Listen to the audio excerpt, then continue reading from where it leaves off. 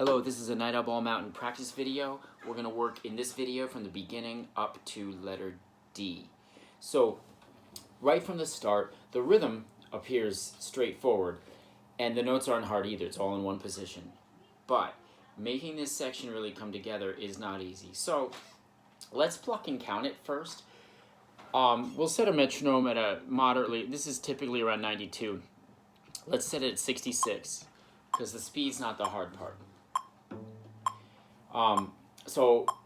And we're going to pluck and count, acknowledging everything on the page, going beyond the notes and the rhythms. So here we are, bar 3, 1 and 2 and 1 and 2 and 1 and 2 and 1 and 2 and 1 and 2 and 1 and 2 and 1 and 2 and 1 and 2 and 1 and 2 and 1 and 2.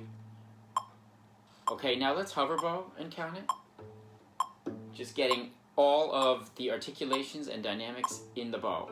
Really connecting that without actually hearing what's on the page. So here we go. Bar 3, 1 and 2 and 1 and 2 and 1 and 2 and 1 and 2 and 1 and 2 and 1 and 2 and 1 and 2 and 1 and 2 and 2 and 1 and 2. Alright, so now let's make sound. Here we go. 1 and 2 and.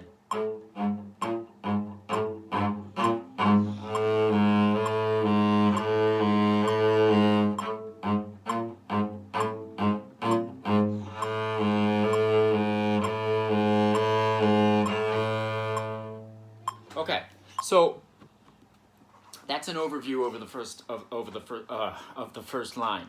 So there's the pianissimo, there's the crescendo to mezzo forte, then back to pianissimo, crescendo, mezzo forte, diminuendo at the end of the passage, and then there's the articulations, right? That crisp articulation. So hover bowing can accomplish a lot, but you also need to really get in and find a way to get that quiet but gritty, crisp articulation.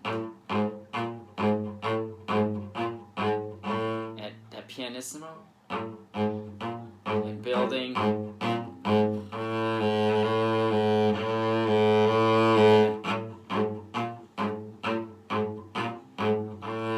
So getting every note to speak, that just needs some time.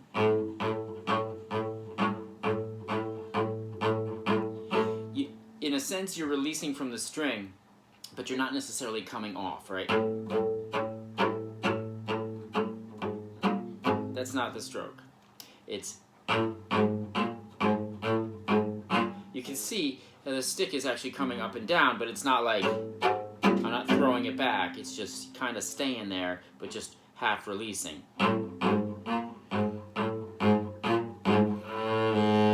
Okay, so that's that. Work that up to 92. Okay, let's look at the second line where the forte is on the F natural there. So, and let's do some plucking and counting there. Keep it at 62, and here we go.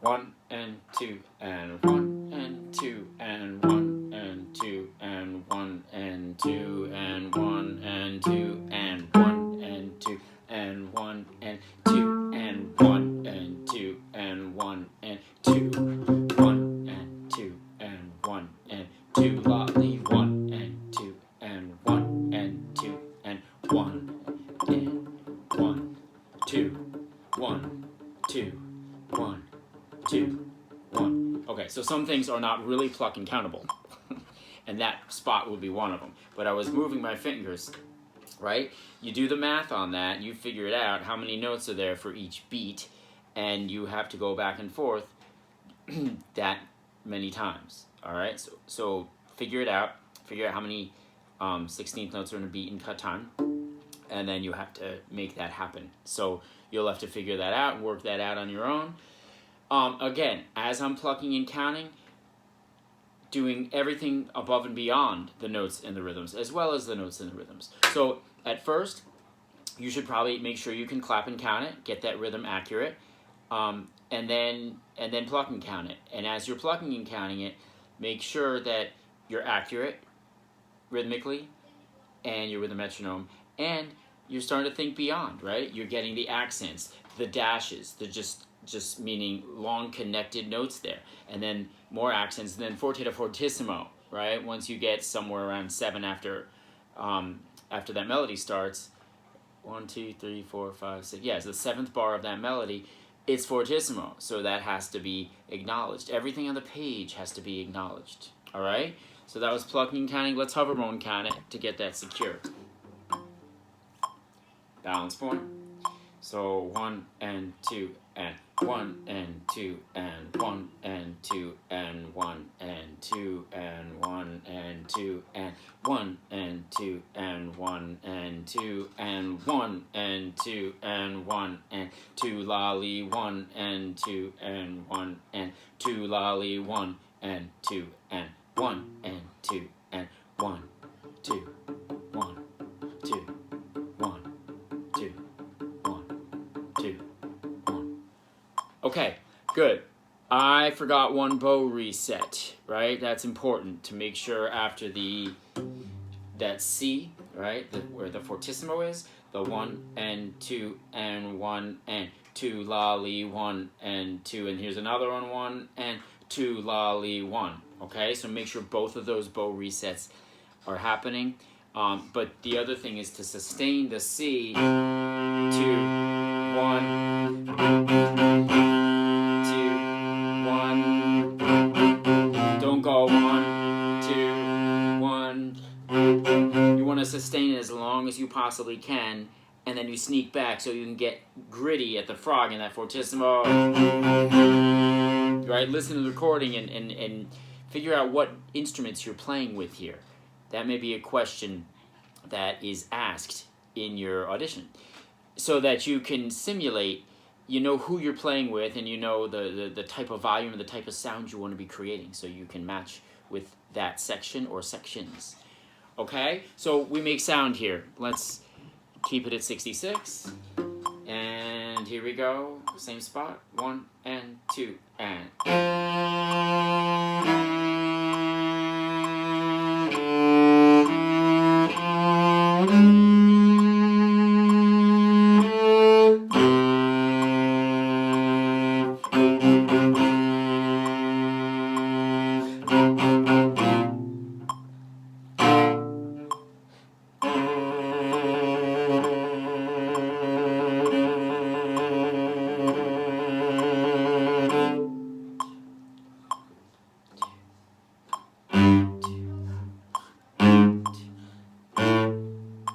Okay, I hadn't done those last couple measures, but they speak for themselves. Now we're at letter A. A is a carbon copy of what happens at the beginning on all levels except what, as you're looking at it, right? It's simply up a half step. So most of this is about the left hand, everything between A and B. So you put in your time, you do your counting steps, you make sure you've got this, get all the articulations, and then come back and we can play it together, which is what we're going to do right now. So letter A, 3rd bar. 1 and 2 and.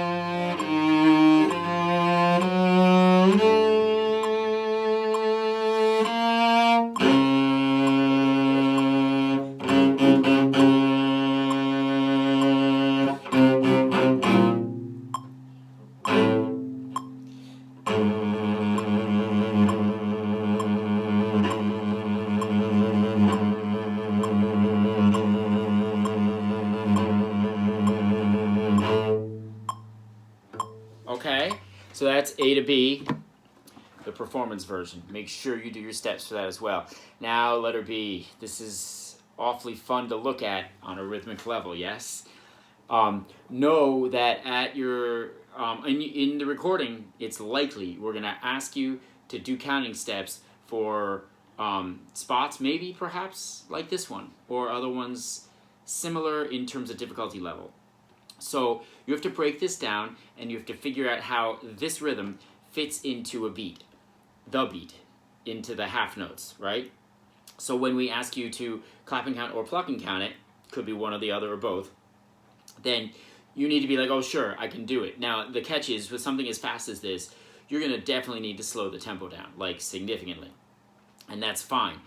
What we're looking for is that you took the time to figure out how the rhythm goes, as opposed to just like hearing it and kind of winging it and then making it happen, okay? So there will be no winging here. You will know exactly how this goes, and you'll be able to prove it. I will help you right now. So clapping and counting, let's look at it, okay? Second bar of B. That first rest is a half rest, so how many beats in that? Okay, and then the next rest is an eighth rest, so that's what part of what beat? And then you look at the 16th note triplet. Now, what is a 16th note triplet? How do you figure out triplets in terms of the math? Triplets are always fitting 3 notes where 2 of that specific type of note would belong. So 3 16th notes, you're fitting 3 where you would normally fit 2 16th notes. Right? Think of the triplet, the 8th note triplet, the one that you know really well. You're fitting 3 8th notes where you normally fit 2. So that's the same rules here, except you're in 16th notes. Now, 2 16th notes adds up to equal an 8th note. I'm sure you could figure that out. So the 3 16th notes also would add up to equal an 8th note. So that's how that fits in, right? The next note's an 8th note. Well, that's an 8th note. And then you've got 4 32nds.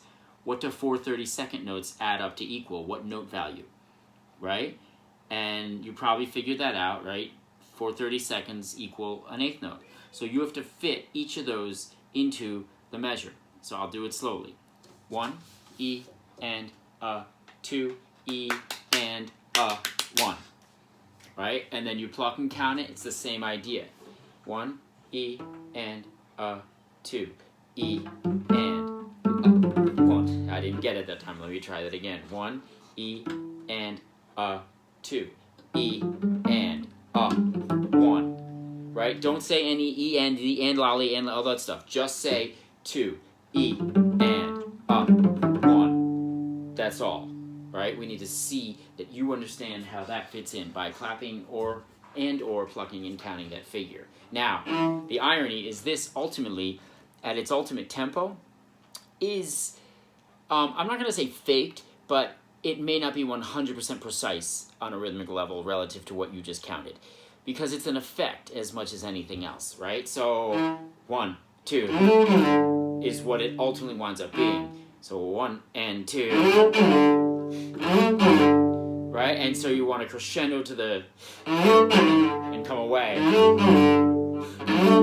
It's almost like a slide effect. And at one point, the trombones have this passage, and it is slid. It's a glissando.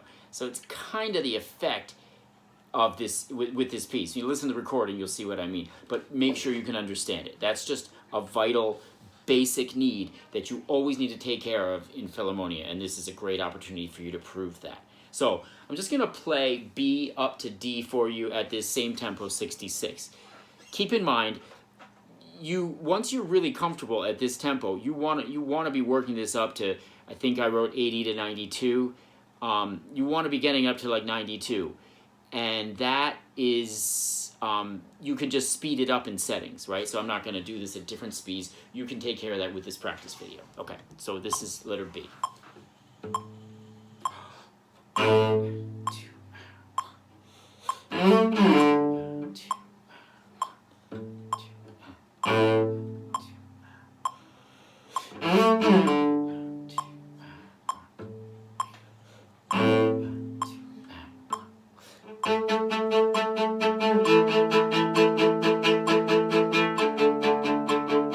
Okay, so let me start that again because I didn't get those exactly right. We'll start before C. 1, 2, 3, 4, 5, 6 before C on beat 2. So what's the deal here? I'm going to have you divisi these, so I won't play the double stop right now. For now, let's just play the A and close the A. Okay, it starts off at forte. This is same spot. What did I say? 1, 2, 3, 4, 5, 6 before C. Here we go. 2 and 1 and 2. 1.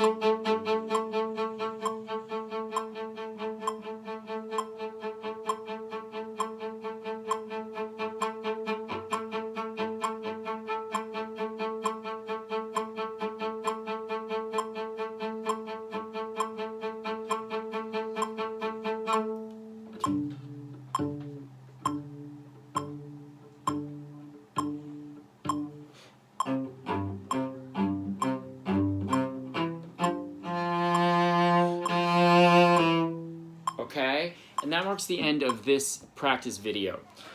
So good luck, take your time, and practice slowly. Make sure you understand what you're doing, get everything on the page, and then go back and speed it up. Okay, have fun.